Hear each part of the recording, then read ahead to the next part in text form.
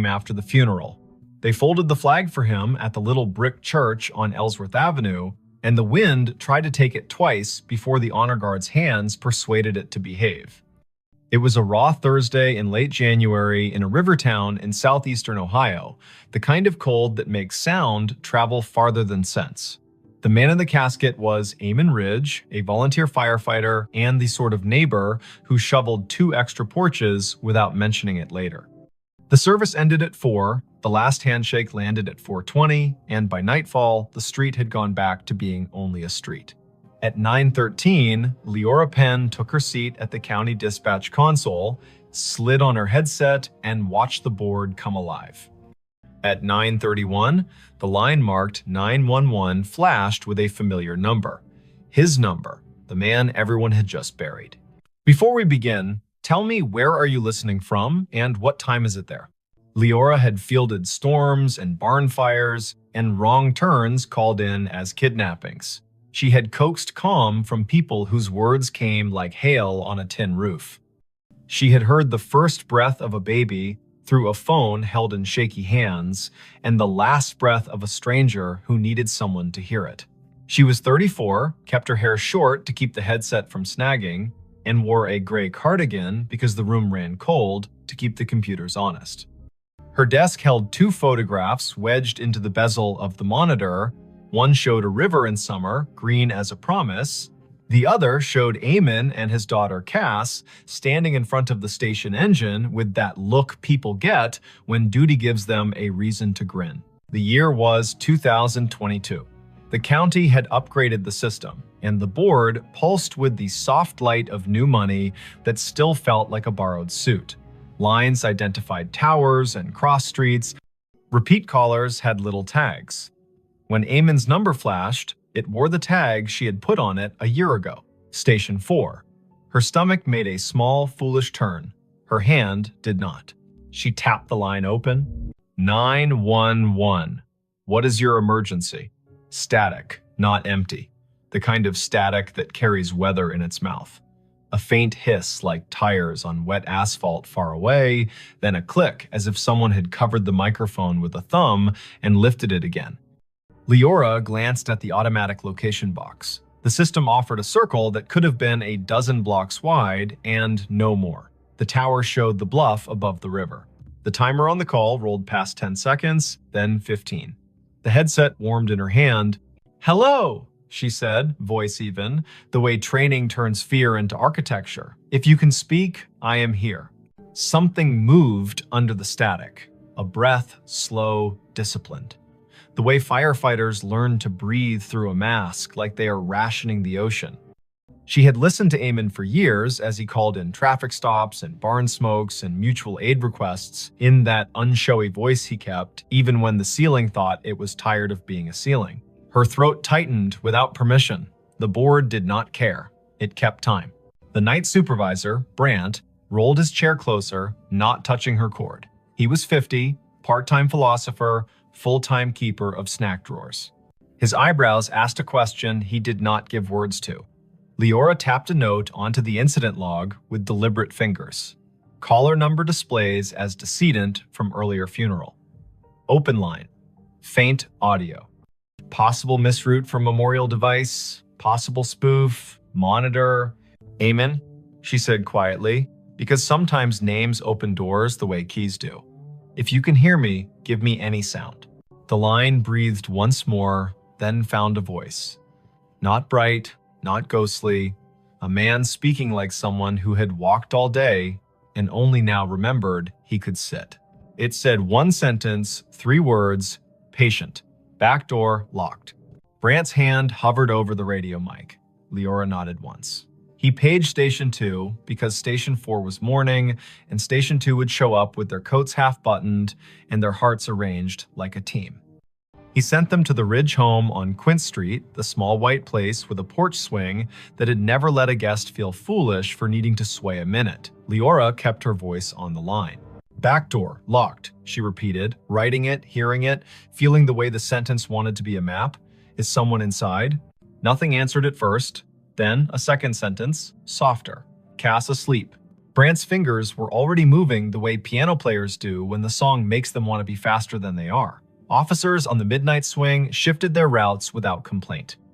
The medic crew out of town angled their rig toward Quince in case Grief had found a trick that needed medical names.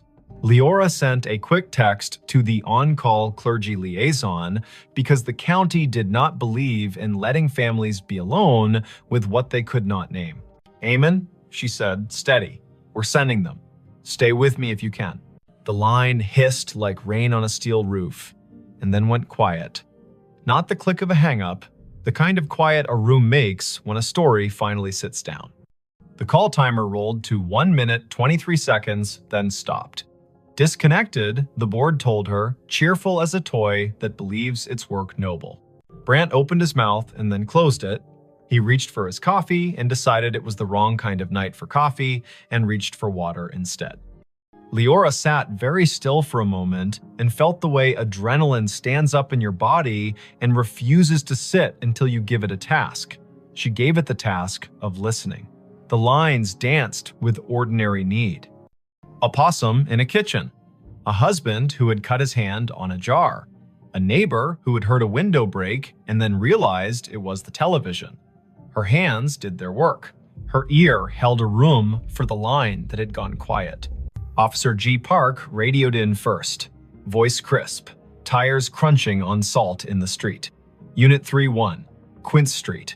Back porch light on. Back door indeed locked. Copy request to knock.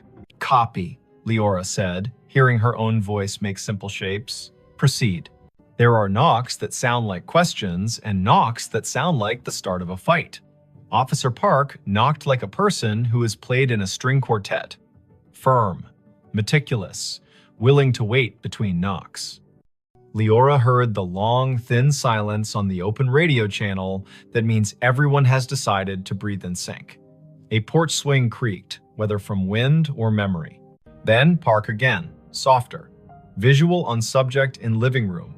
Teen. Asleep on couch. Television on mute. No visible distress. We are making entry. Park called the locksmith number taped to his visor, because there is always one, and he also called the small cheat that officers inherit, which is to lift the back door on its tired hinges when you turn the key the wrong way. The door opened, a floorboard confessed itself. Park moved through a small kitchen that smelled like heat and spice and thyme. He said, quiet as a blessing, "Cass, it's G, it's me." The girl woke with that rough sound grief makes when it has only just let go for half an hour at last. "Back door," Park said into his shoulder mic. "Locked, now secured." Subject breathing, oriented, tearful, says she fell asleep and forgot the back after the last aunt left. She says her dad would have said it. She says she heard him say it sometimes, even when he was alive, when she forgot.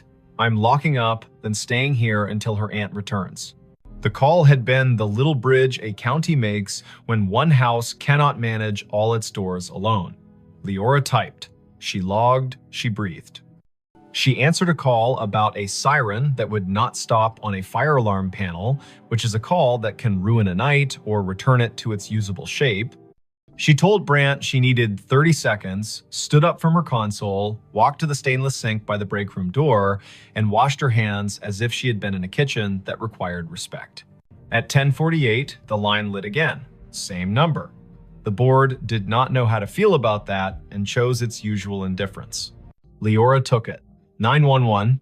A voice lives inside a headset after a while. The nerves learn routes, the body decides where to keep the sound. The phrase came through low and clear. Basement. Pilot light. She did not hesitate. She sent the fire crew already on Quince next door. She told Park. She told the aunt, who had come breathless from her own house 3 blocks away, that they were going down the cellar stairs for the little square of flame that keeps a winter from doing more harm than good. She heard Cass in the background say, without fright, he always listened to the furnace like it was trying to tell him a joke. Engine 3 called in.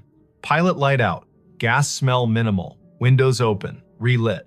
Carbon monoxide monitor registers safe. A firefighter Rowe, who had once done stand-up for exactly 2 open mic nights, and then decided his comedy belonged in the bay with his coworkers, added gently, Whoever called this in has good ears. The board calmed, the town kept its little noises, the river told the ice what to do, and the ice obeyed or not. Leora's shift slid past midnight. At 1:19, she poured tea she did not want and drank it because warm things are a kind of law. At 1:40, an old man reported a woman knocking on his side door asking for a light, and she sent Park and his partner again, and it turned out to be a neighbor who had locked herself out, and they laughed about solutions and did not mention grief, so it would not be tempted to take that house too. At 2:19, when the dispatch room feels like a lighthouse that forgot whether the bay is wide or just an eager creek, the line lit a third time. Leora did not say amen out loud. She let the humanities teacher voice in her head that once told her names have heft say it for her. 911. This time the sentence was longer. Not elaborate, not difficult. The kind of sentence men say when they've spent their lives making tool lists. Check the pan on the back burner. Leora's fingers moved before she could tell them to, and 10 seconds later, Park said on the radio that a pan of oil sat glowing on the stove, forgotten by a cousin who had come bearing food, and then wept, and then gone to call another cousin and set the phone down on the porch rail. Park killed the burner, slid the pan onto a cold eye, and said, "Tell whoever's on that line thank you again." She said, "I will," and understood how inadequate that was, and also how there is no better sentence at 2:20 in the morning when a house has been held upright by 2 extra words spoken by a man with no air left to push them. By dawn, the calls had slowed to their usual winter trickle. The board made its little satisfied beeps, the shift change crept near. Leora printed the overnight logs for the lieutenant in charge and set them in the bin with the neatness of a person who believes paper is a form of kindness. She took off her headset, set it on the hook, and let her neck decide it had been a stiff night. On her drive home, the river looked like a sheet of hammered tin under a sky that had not yet decided whether to blush. She stopped at the corner store for milk and oranges. The clerk rang her up and asked if she had been at the funeral, because everyone had been at the funeral, even if they had not parked their bodies in a pew. Leora said yes, and the clerk said he had known Eamon since they were boys, back when the river took 2 boys and gave back 1, and how the one who came back had never raised his voice again, unless it was to make a frightened kid laugh in a smoky basement. Leora listened. The clerk put 2 extra oranges in her bag, the way men do when they feel the night reach its hand into the room and cannot keep all the light from leaving. She slept until noon and then sat in her kitchen with the radio low and the blinds open to teach the afternoon how to behave. Her phone chimed with a message. It was Cass. Leora had given her number to the aunt without thinking, and nothing about this felt like a boundary violation now. The message was a picture of a backdoor lock and a caption. "He did it again, thank you." She replied, "You did it." He reminded, "That is a team." Cass sent back a heart in the color teens choose when they mean it and do not want to seem silly. Word traveled without gossip's teeth in it. People told each other the version they could bear. Some said the call after the funeral had been a trick of towers, an echo, a message scheduled by a grieving mind that had set a reminder on a phone. Some said Eamon was still doing his rounds, making sure pilot lights and pans behaved. The chaplain said he did not know the mechanics of it and did not care, that love gets to serve in whatever uniform it likes. The fire chief said quietly to Leora, "If my number ever lights your board and I am not in a position to help myself, send the crew. I will not be offended if you use my name to get them there faster." It is Wannon. The next week brought the kind of snow that erases the edges of things. Leora worked 3 overnights in a row and learned to sleep in squares of 4 hours like a cat. She took a call from a man who had found his wife on the floor and guided him to count and compress, and the medics arrived before the counting rasped the hope out of his voice. She took a call from a woman who had locked herself in a bathroom because her boyfriend had stopped being gentle, and she kept the woman talking about the photograph on the wall while the officers climbed the stairs 2 at a time. She did not think about the line until it lit again 2 Fridays later at 1 in the morning. She kept her voice clean. 911. Eamon's voice came again, thinner, like a person speaking through a scarf. It said, in a tone part instruction and part apology, "Box of matches in the junk drawer beside the oven. Throw them out." She told Park. Park went. He opened the drawer and found a box that had wicked itself damp and mean. He took it to the back porch and soaked it and binned it, and then came inside and wrote a sticky note for Cass that read, "Your dad told on you." She woke to it and laughed in that shocked way laughter has when it has been given back its license to exist. Not every call was that kind. Once, the line connected, and all Leora could hear was faint wind and the hollow tick of a cooling engine, and she understood, without needing the lieutenant's later confirmation, that this had been the night the station bays opened, and Eamon's truck had been driven back from the long, slow procession, and the engine had clicked in that language. Machines use to admit fatigue. Once, the line carried only a sound, like boots on gravel, exactly 3 steps, then the pause of a man looking at a sky he used to know from a ladder truck. Once, nothing came at all. And still, she stayed on the line the way you stay on a porch after a friend has gone inside, just in case one more sentence needs to come out and walk around in the air. Spring loosened the river. April made the churchyard look less stern. Cass finished school with a concentration that made her teachers write small notes on the bottom of her papers. "You have turned into a person who trusts herself." Leora saw her at the station on an open house Saturday, and the girl hugged her the way nieces do their aunts without asking for the right to be related. They stood under the engine bay's great door and listened to the way small kids treat sirens like musical instruments when given permission. Cass said she sometimes still heard it, the way a voice comes into a room without needing to open the door. She said the voice had told her to bring in the porch rug before a thunderstorm that would have flung it across the block.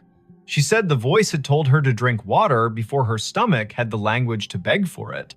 "What do you think it is?" she asked, not demanding that it be a ghost or an algorithm. "I think you live in a county where people answer one another when called," Leora said. "I think sometimes lines open from one room to another because the rooms were built that way by love. I think if we say it out loud too many times, the day will get shy and pretend it never happened. And I think your dad trained his whole body to go when someone needed a sentence, and I do not know what training looks like later." Thanks for watching Allen's To Help Pray. Cass nodded as if she had been offered advice about lifting with her legs, not her back.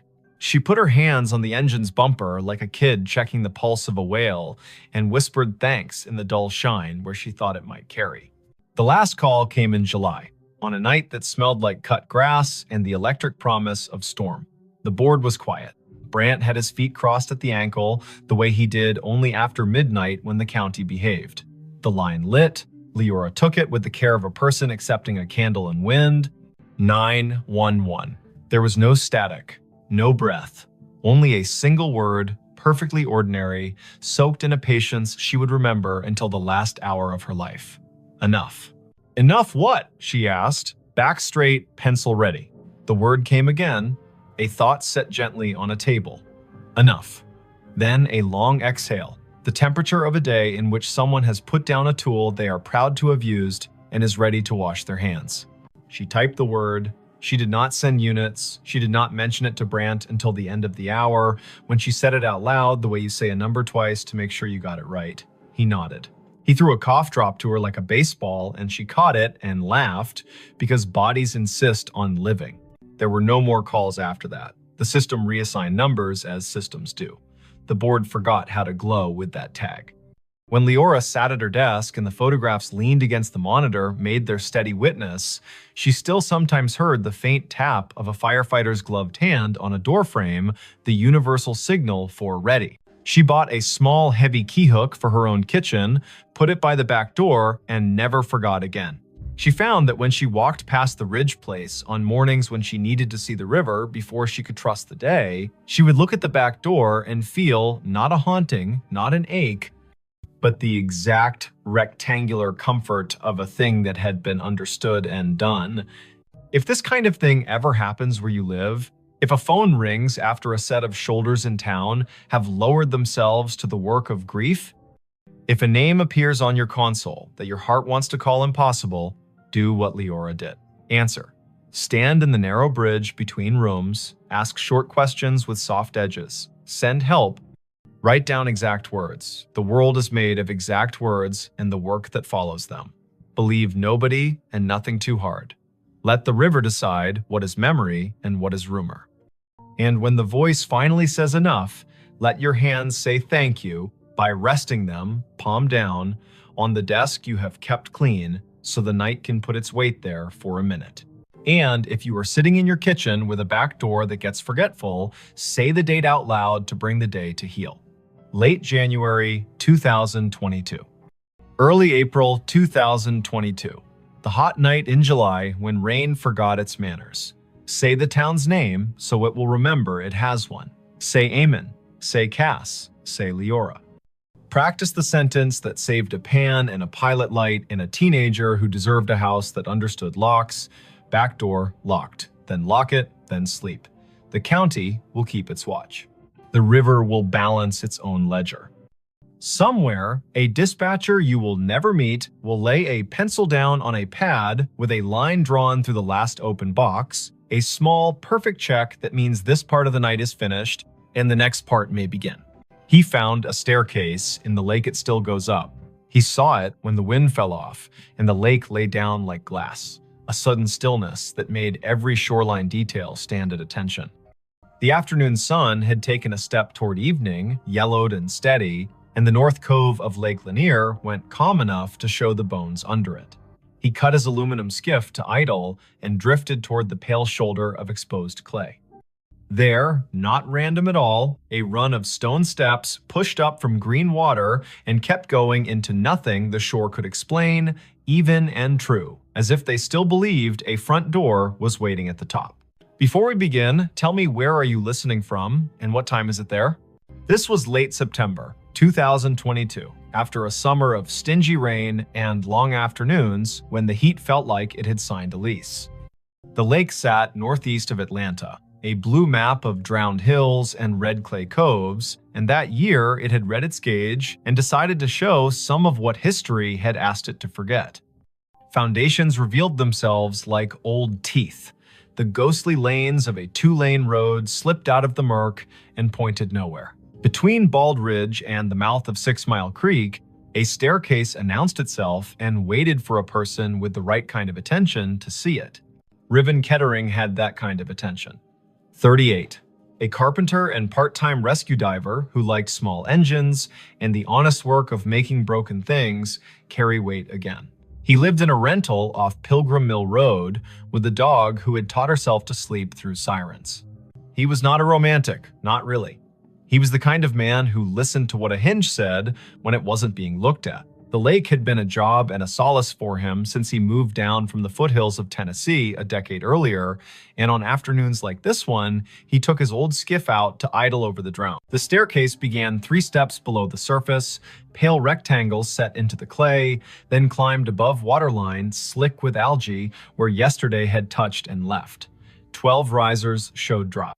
They marched up the bank as if they had no intention of stopping, then continued past where stone ended, the air holding their measure with a confidence that made nothing in Riven's head feel quite steady. He nosed the skiff forward until its snub bow made a soft knock against the lowest dry riser. The hull and the stone talked for a second, low and hollow. He stood, keeping knees loose, eyes at a level where you can decide a thing without pretending it's not, pretending you first. The steps were fieldstone set into a poured bed, careful work from when hands were steadier because nothing had asked them to type yet. He could see where the mortar had let go, hairline by hairline, and where a leaf had chosen to become fossil rather than compost. He stepped out. The rock took his weight with a small, agreeable groan. He climbed, counting aloud the way you do when a rhythm wants to prove it's a law. 7, 8, 9. A wet line at his ankles where he had waded the shallow to push the skiff in.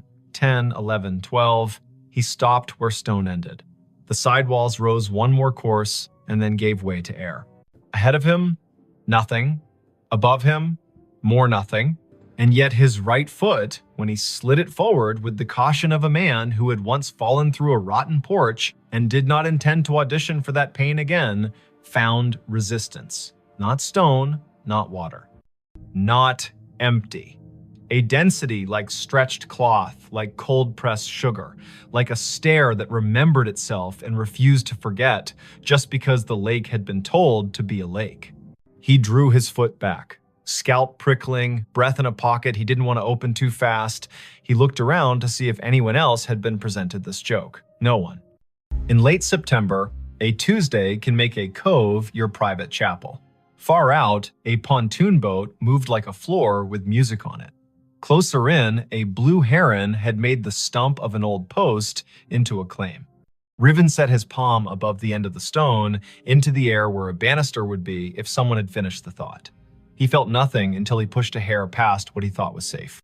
Then he felt a boundary, the exact height of a handrail in a code book he could recite. He smiled despite the way his heart had decided to pick up the tempo. Something here hadn't drowned entirely. Something here had decided to keep going up. He does not scare fast, Riven.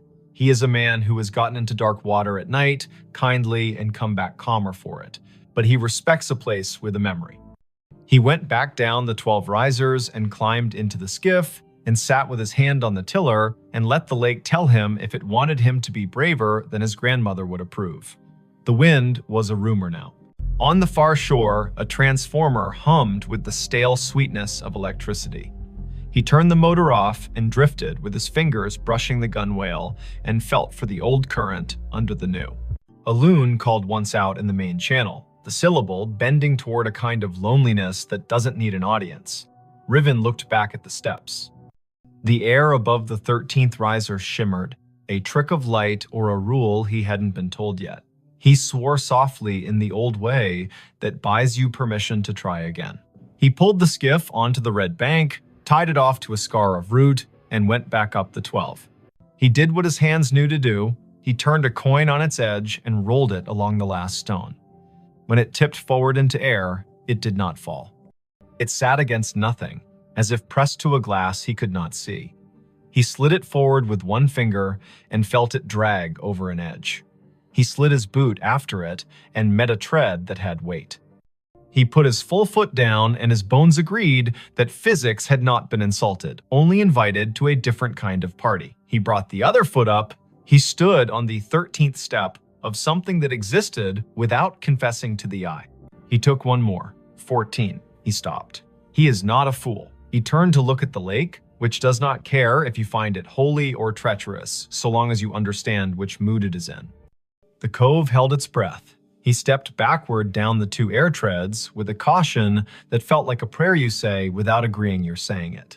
He stood again on stone that had no arguments and breathed the kind of breath that renters of boats make when the motor coughs once and then forgives you. Lake Lanier carries stories the way clay carries footprints. Old towns lie under it, old churches, the ghost lanes of Old Federal Road. People will tell you about a stalled truck on a fogged bridge and a handprint on the back window after, about divers who won't go down a second time because they looked through a school of crappie and saw a porch swing move. Some of that is what happens when humans leave water to be the keeper of their history. Some of that is people being lonely and needing their fear to wear a costume. Riven carried none of those stories in the silly way. He carried them the practical way. He knew people had been told their land would drown for the good of cities they would never see, and some of those people had said their names into the bank and put rocks one on another to make the land remember. He went home with the staircase in his notebook and in his knees. He did not say the shape of it to the bartender at the place on Brown's Bridge, who called everybody chief. He did not post a photo because the lake punishes people who turn it into spectacle. He slept badly and woke before his alarm and made coffee meaner than necessary and drove back with a coil of thin rope and a chalk box and the tape measure he used when perfection had to be part of the bill. Morning Lake, blue as breath. The skiff skittered over wind ruffles and slid into the cove willing. He tied a chalk line at the last stone and played it out up the air, marking nothing with blue dust that caught in nothing and hung there like a trick. He laughed once, quietly. He measured riser height with the tape and found consistency that would have made a county inspector nod.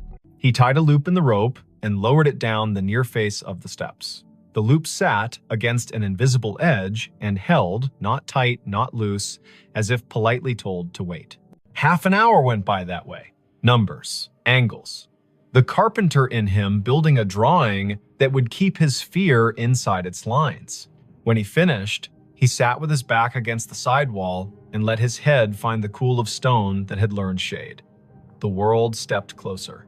From somewhere he could not triangulate came a sound that reminded him of a bicycle bell rung just once. In politeness, he stood. The sound did not come again. He walked down the 12 and waited on the shoreline while the lake decided whether to ignore him or to grant him more.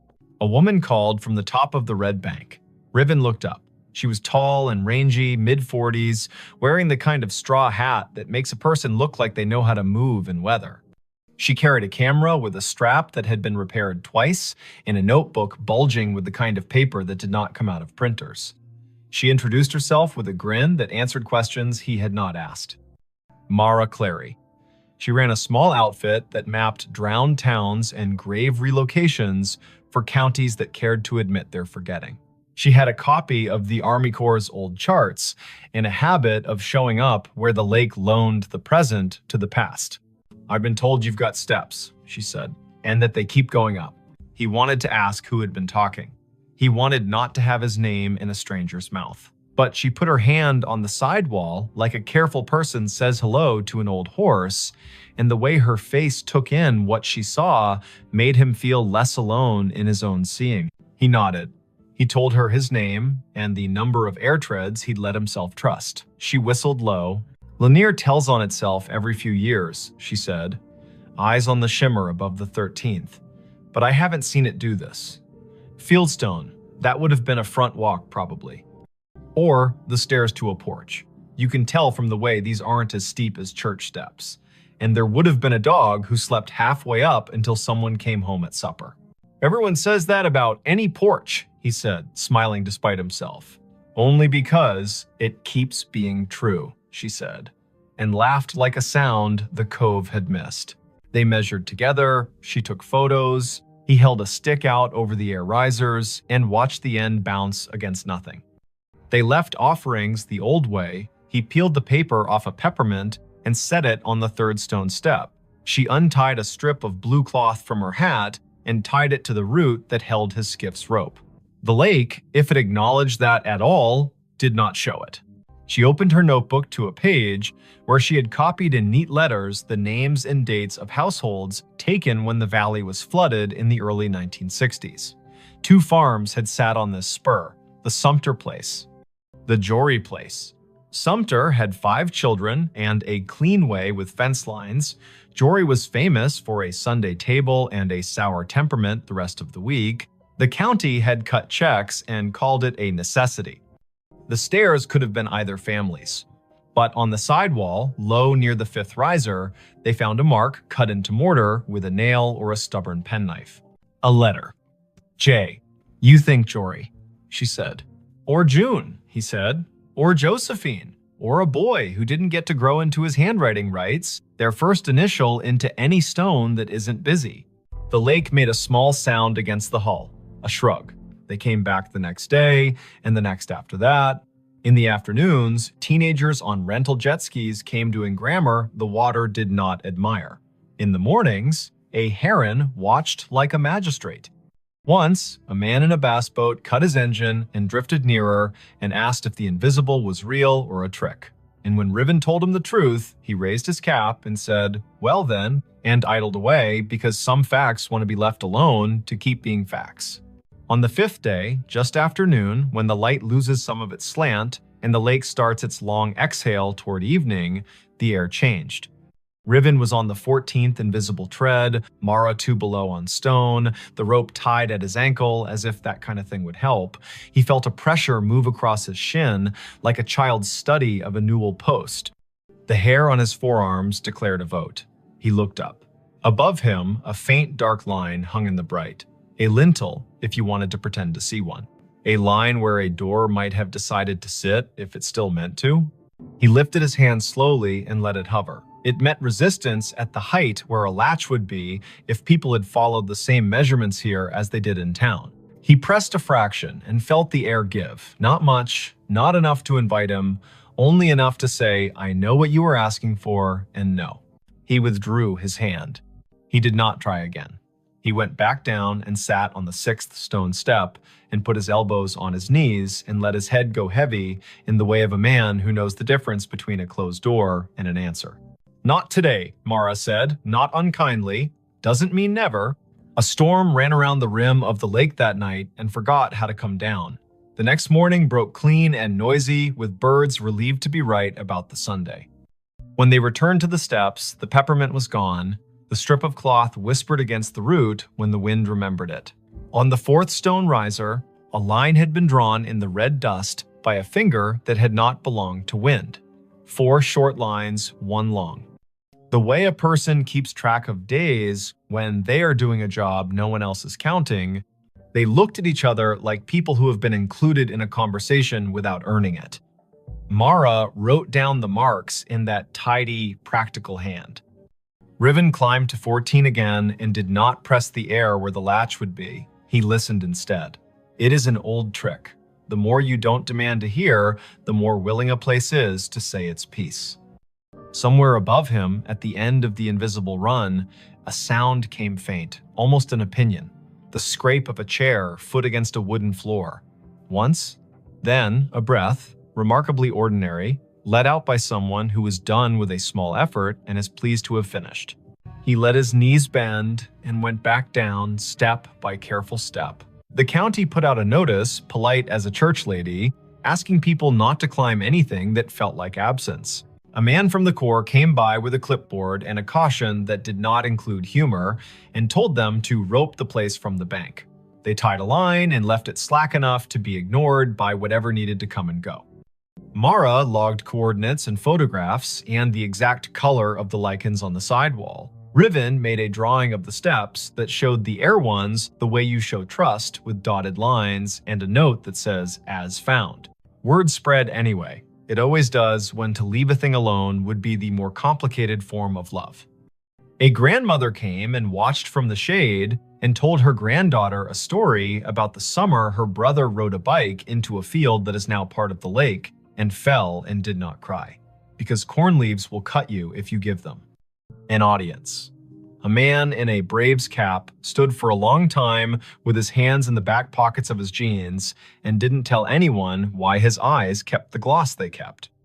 A boy clapped once and apologized, and then asked if the staircase sounded like anything, and when Riven told him about the scrape and the breath, the boy looked toward the place where a door might be and whispered, "Thank you," like a student to a teacher who has handed out permission slips to freedom.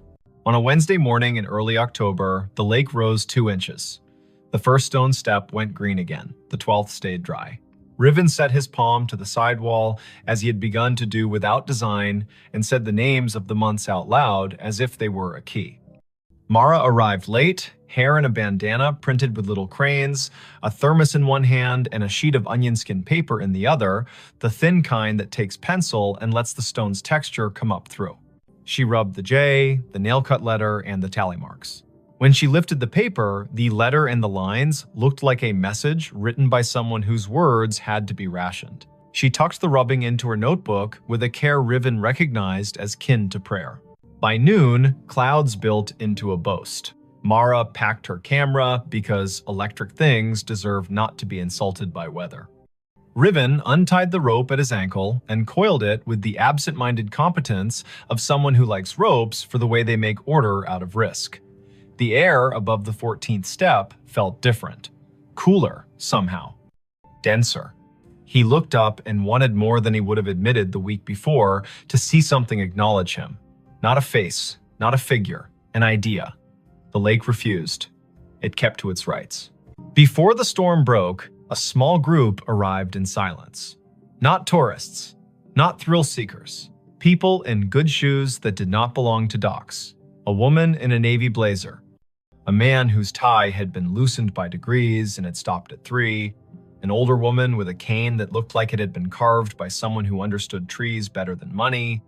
They stood on the bank above the line and watched the steps like people watching someone figure skate after having once skated the same routine 3 decades ago and remembering what the body used to hold.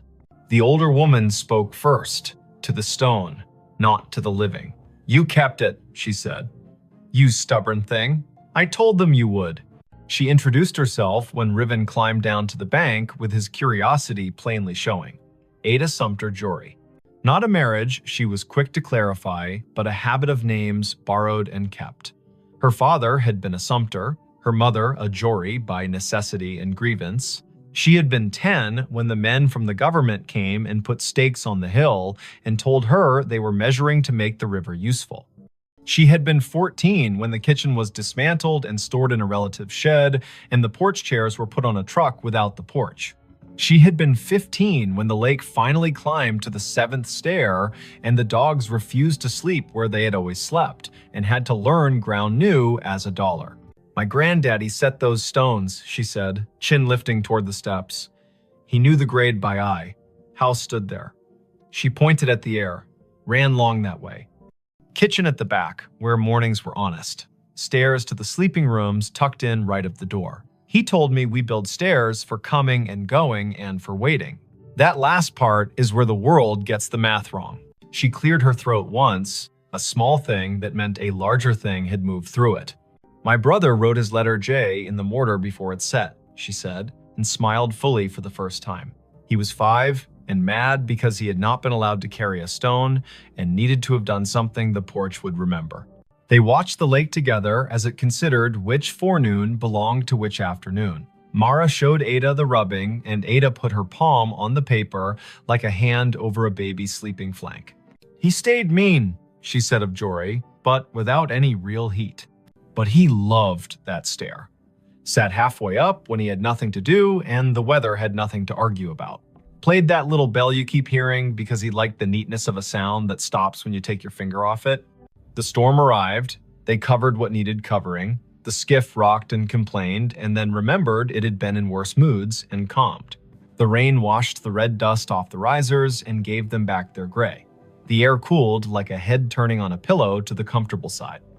Ada walked down to the second step and touched it like the forehead of a child with a fever breaking.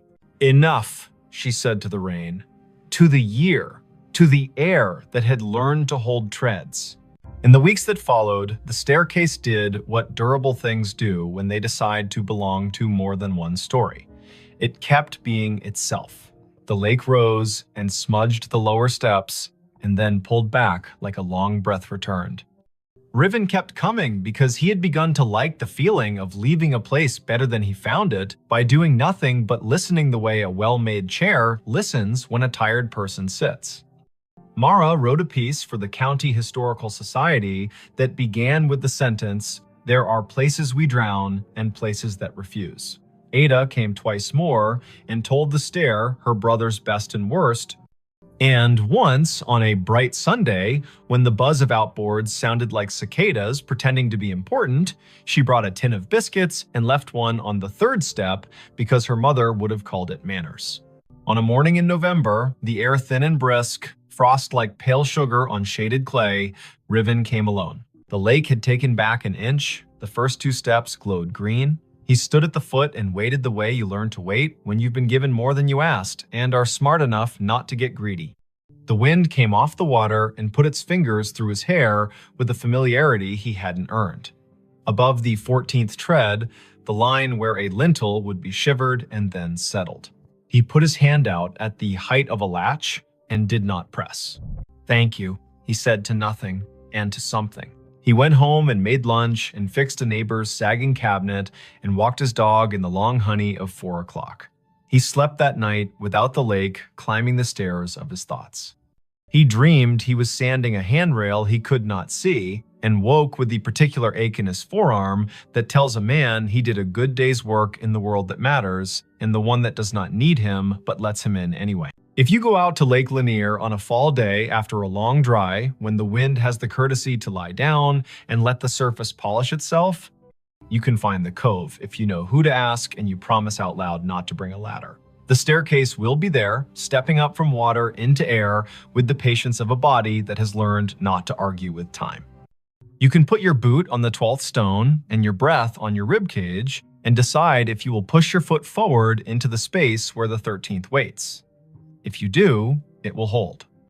Not because wonder owes you, but because someone set a measure here with care, and because sometimes the world keeps an old promise in a new element. Say the year out loud when you find it. 2022. Say the place by its names, Lanier and the valley it drowned. Say the people if you know them, Sumter, Jory. Say the letter on the wall, J. Say the noise a bicycle bell makes when a brother likes attention and the porch has all afternoon. If you leave something, make it small, a ribbon, a peppermint. A finger laid gently in dust to make a line that will blow away with the next weather. Walk back down, let your knees do what they were built to do. Put your hand on the sidewall the way you would on a friend's shoulder when leaving them on their own porch in the dark to listen to the crickets. The staircase will keep going up whether or not your eyes can follow it. It will keep its measure in the air. The lake will rise and cover the lower treads and then fall back and confess again. Boats will hum. Herons will judge. A woman in a straw hat will rub letters onto paper, and a man with a dog who sleeps through sirens will coil rope and listen. And somewhere under the calm skin of the cove, where red clay holds onto everything it can hold, a front door you cannot see will stay shut and not unkindly, practicing the hardest kind of hospitality there is, offering you a way to ascend and a way to wait, and trusting you to know which one belongs to you today. Her phone pinged at a grave with her name. The notification bloomed on her screen the moment her shoes left the gravel and slid onto the soft path between moss-dark stones. A small bell chime, bright as glass. A banner at the top. You have arrived, Eden E. Hale. The words sat there as calmly as a weather app, as if the city had decided to label her the way it labels a bridge or a square. The place was Bonaventure Cemetery in Savannah, Georgia. Spanish moss hung in long, steady sentences from the live oaks. The river kept its secrets behind the bluff and breathed like a sleeping room. It was late afternoon on a Sunday in early November, the air cool enough to make her wish for sleeves and warm enough to forgive her for forgetting them. Before we begin, tell me, where are you listening from and what time is it there? Her name was Idoni Hale, 28. She worked in visitor services at a small maritime museum upriver, the kind of job that made her memorize the angles of ships and the dates when storms came ashore. She liked fonts and quiet, and the sound salt makes drying on stone. She was visiting Bonaventure because her friend Anson had flown in from Minneapolis for a long weekend, and the two of them liked places that let you feel your breath in your mouth. The year was 2021. Phones knew where you were within decent intimacy. Some headstones wore small plaques with codes that asked to be scanned and promised a story. They had parked on Bonaventure Road under an oak that had learned to be older than most houses. The sky was simple, a clean coin of light. The volunteer at the office had given them a paper map and a soft-voiced list of locations worth the walk if you wanted your day to hold. Look for the little angels facing east. Find the section where the camellias keep blooming against instruction. There's a family plot that feels like a room you shouldn't step into without knocking. No one mentioned a notification. Idoni stared at her phone. The banner did not give a location like Section F or Plot 31. It was the same tag her calendar used when she arrived at work or home. You have arrived, Idoni Hale. As if she were a place. As if the grave were her. Anson leaned toward the screen and squinted. He was tall and light-footed, a teacher of high school literature who carried poems in his pockets like receipts. He read the banner and then her face and made a small arranging motion with his hands, the way he does when he wants to place humor where fright is trying to sit. That's a bug, he said, not unkindly. Or a geofence you made and forgot. Did you tell your phone to remind you to be yourself today? She clicked the banner to see where the phone thought she belonged. A map opened, a blue dot pulsed with the steady patience of a small heartbeat. A gray pin sat 100 feet east in a section labeled McAllister. The pop-up bubble above the pin read Ideni Hale in the same unsentimental font. She did not have a virtual contact called a cemetery. She had not created a reminder to arrive at her own name. The phone had decided the path curled between stones with dates that made you speak them out loud, because numbers are easier to hold when they come through the mouth. 1873, 1920, 2009. The Oaks leaned as if sold on the idea that the living need rehearsal space. Anson spoke a tour fact about a poet who loved this place and whose plaque visitors touch in a small, quick superstition. Idoni nodded because liking facts is a way of staying steady. Her pocket shook again. Another chime, the same banner. You have arrived. Ideni Hale. She breathed the way the yoga teacher on the internet tells you to. In through a count of 4, hold for 4, out for 6. They followed the path east until the bluff opened its shoulder and let the wind test their sleeves. The section ahead was a little higher, a little more sure of itself. A plot enclosed by low stone, dressed in ivy, sat beneath a live oak that looked like a table that had decided to grow legs. In the center stood a headstone gray as rain, taller than Idoni's shoulder. The name at the top held Ideni Hale. She stopped. You might have stopped too. Her name was not common. Her mother had found it in a book of Old English names and liked the way it sounded like a promise made under a tree. She had never met another Ideni. To see the letters in this order on stone felt like stepping into a movie where you have lines you did not audition for. Anson's hand found her elbow without a show of it. He had the sense not to say, wow, or are you kidding? He stood with her and let the river finish a sentence neither of them had started. The dates carved below the name were the first clean relief, 1974 to 2014, not hers. A woman 2 decades older, gone 7 years now. Under the dates, a line that read as Keeper of the Keys. The stone carried a small oval of glazed photo, a face with hair tucked back, eyes steady, a glint of a key ring at the edge of the frame. The oval was rubbed to a shine from fingers, the way love polishes small things while refusing to say it is love. On the right-hand corner of the stone, someone had bolted one of the new plaques with its little square of patterns. Scan to learn more. People who love story cannot resist a square that holds one. Ideni lifted her phone and let the camera see. A link opened without asking for anything. A page built by a memorial service company bloomed. At the top, the name again. Below, a small biography. A life lived with habits, upright and kind. A childhood in Chatham County. A long run as cemetery sexton. The last line read in a voice that felt like a woman sitting on a step with a mug and a warning and a grin. If you need something, tell the ground. It will tell me. While she read, the phone hummed again. Not a banner this time.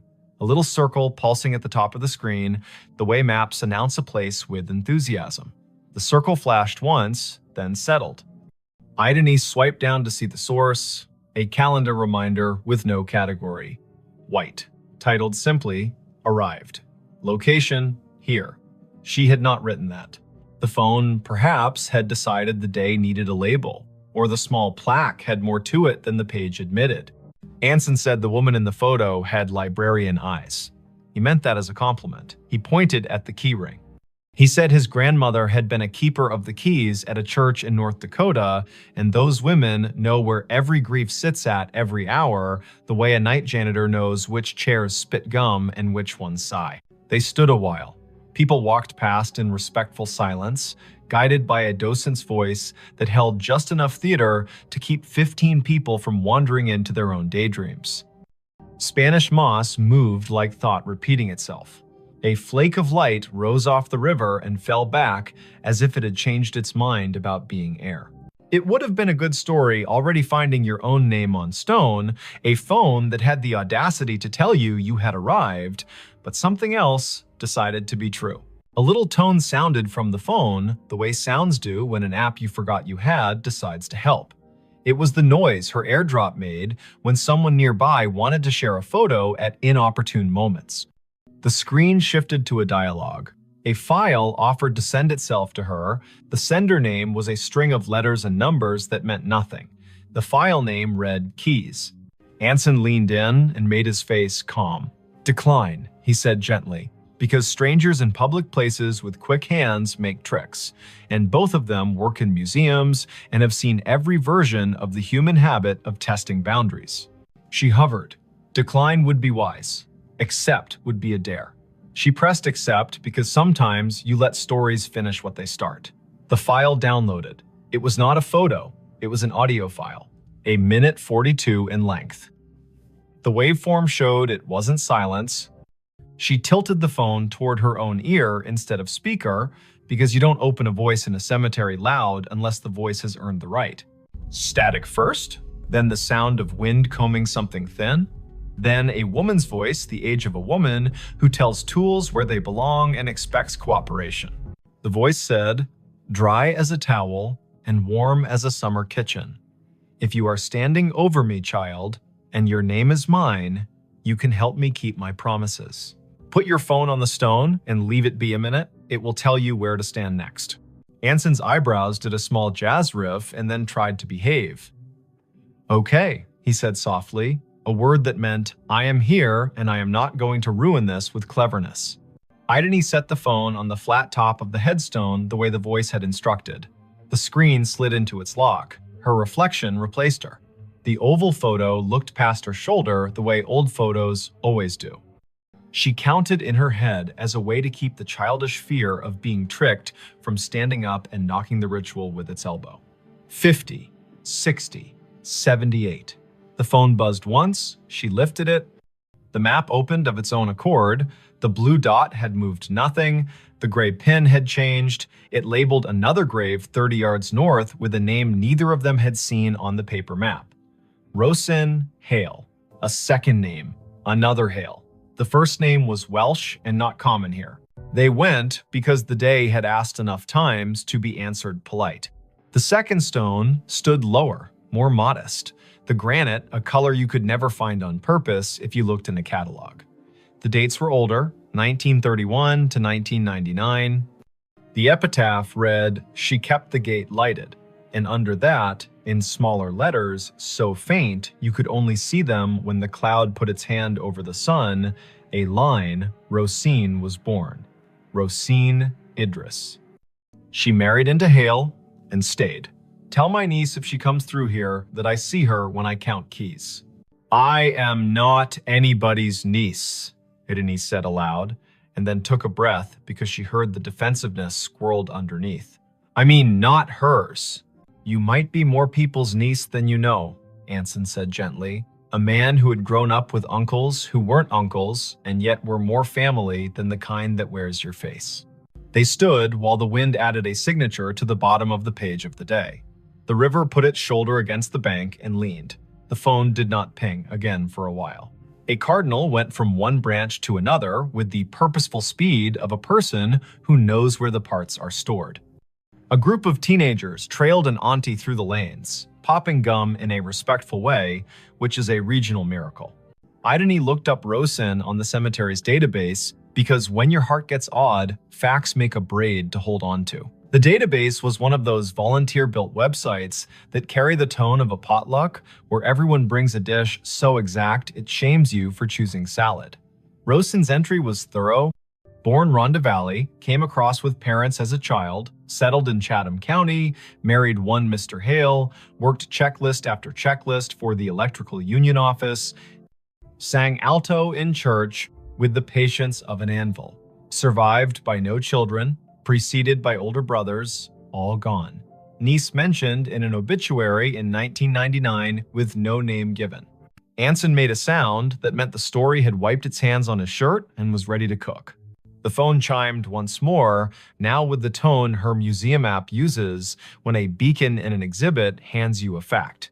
She had turned beacons off last month because being interrupted by history while in history felt a bit like a stage whisper in a quiet theater. She had not turned beacons back on. The screen read, "A note is waiting." A map pinpointed the little brick building the cemetery uses as a workshop for the grounds crew. A path drew itself in blue between the Hales and the shop, like a string in a child's game. They went because keys that ask to be found deserve not to rust, The door to the shop was propped with a cinder block, the way doors are propped everywhere when the weather learns to be useful. A radio played a station that chose old soul and occasional baseball score updates. No one was at the counter. A bell stood there anyway, the kind that rings a sound like a glass penny. Anson rang it because he likes participating in obvious rituals. A man in his 50s with a badge that read August came in from the back, wiping his hands on a rag that had earned its keep. "You folks need a map?" he asked, then took a longer look at their faces and revised. "Or a minute." "We were by the hailstones," Idony said, and watched the way a man looks when a rhyme finds his ear and tells him it cares. August nodded. "Course you were," he said. "I keep an envelope for that family. Been waiting on who it's waiting on." He reached under the counter, where drawers have learned to hold what should not be lost, and brought up a large yellow envelope with a blue paperclip that had rusted a little by choosing weather. The envelope had 3 words on the front in tidy block letters. For the next Idony, heat went across her face like an honest light. August saw it and stilled. He handed her the envelope the way people hand one another babies, meaning well and moving slow. She opened it with her thumb. Inside, 3 items. A small brass key, old, not ornate, with teeth filed like a decision. A folded sheet torn from a spiral notebook, edges soft with years. And a wallet-sized photo of a woman in a blue work shirt with a name patch and a grin you could feel on your back like afternoon Sunday. The patch read, "Idony." The face belonged to the woman on the first stone. The note was written in blue ballpoint in a hand that pressed harder than paper deserves. It read, "Simple. For the next Idony in this county who can hear me the way a key hears a lock. My niece is out there." She won't say yes to the word niece because words are stubborn. She'll need to open the box in the old mausoleum we keep for tools and favors. The key is for the small door on the left. Lift on the latch while you turn. The box has what belongs to her and me and her grandmother. If she is standing at my stone with a phone, she will know that I know. Don't bring a crowd. Bring one friend who reads instructions with his eyes. Leave the key when you are done. We can count without hands here. "I'm not someone's niece," she said again, and heard how the sentence grew less certain with practice. Her mother's family tree began and ended in a different state. A line of women who told polite lies to spare one another the sharp edges and did their grief in broom closets. Her father had not survived long enough to name distant relations. He had left behind a bent screwdriver and a smell that her body still could find when a day asked. Anson's hand found the counter in a quick pat, like checking for keys as you leave the house. "You don't have to be a niece to be the person meant to do a thing," he said. "But also you might, and it might not matter how that happened." August tapped the counter twice, a habit that sounded like a yes. "The small left door," he said. "People never see it. Take the path behind the office and go right at the angel with the missing hand." The mausoleum is the little brick one that looks polite. The left door sticks the way a lie sticks to a room. Do what the note said, lift and turn. They went back into the light. The blue string on the map did not bother now to draw. The path knew their feet. The angel with the missing hand stood where the volunteer had said, "Angels stand, face east," blank expression that suggested she had witnessed every century and found nothing quite bad enough to frown at yet. The brick mausoleum waited with that small pride buildings have when they know they are not the grandest on the block, but are the one that does the job without complaint. The left door looked like a panel added later. The brass latch had the smoothness that comes of being touched by people who mean to get work done. Idony slid the key in, the teeth caught, and then thought better of it. She lifted the latch with her other hand and turned. The lock gave. The door opened 6 inches and stopped, ticked by a wooden wedge that had been insinuated at the bottom by someone who had not wanted the door opened by accident or habit.